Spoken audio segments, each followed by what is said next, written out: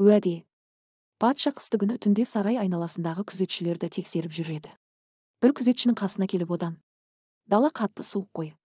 Тоңбайсың ба?» деп сұрайды. «Мен суыққа үйренгенмін, тақсыр» дейді. «Солай болса да, мен қазір қызметшінің біреуінен саған қалыңдау киім беріп жіберейін. Ол сені жақсы жылындырады» дейді патша. Содан патша сарайына барады, бірақ әлгі әскерге берген уәдесі есінен шығып кетеді. Ертеңіне күзетшілердің бастығы келіп қараса, әлгі күзетшінің түнде үсіп қайтыс болғанын көреді. Күзетші қайтыс боларының алдында қабырғаға былай деп жазба қалдырыпты: «Тақсыр, шындығында денем суыққа үйренген болатын. Бірақ сіздің қалың киім жіберемін деген уәдеңізден соң оны қатты күттім. Мені өлтірген қара суық емес, орындалмаған уәде».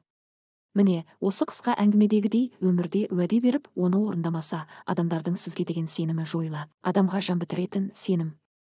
Сенім болмаса, құрмет болмайды, достық болмайды, өзара сүйіспеншілік болмайды. Сол үшін адамдардың үмітін және сенімін өлтірмейік. Бәлкім, ол жанның қолындағы тек байлық сол шығар.